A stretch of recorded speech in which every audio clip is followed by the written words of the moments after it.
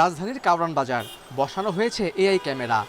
আইন অমান্য করলে বা যানবাহনের লাইসেন্সের মেয়াদ না থাকলে শনাক্ত করছে এই ক্যামেরা।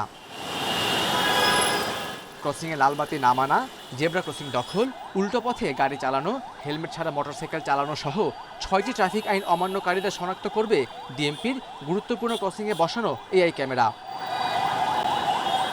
এছাড়া গাড়ির মেয়াদোত্তীর্ণ কাগজপত্র বিআরটির ডাটাবেস থেকে শনাক্ত করতে পারবে এ প্রযুক্তি।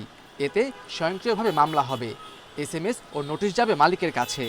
সাড়া না দিলে গ্রেপ্তারি পরোয়ানাও জারি হতে পারে। এই কার্যক্রম থাকবে, আস্তে আস্তে এর আওতা আরও বাড়ানো হবে। এর মাধ্যমে আমরা এই ট্রাফিক ব্যবস্থাপনা একটা শৃঙ্খলা ফিরিয়ে আনার চেষ্টা করছি।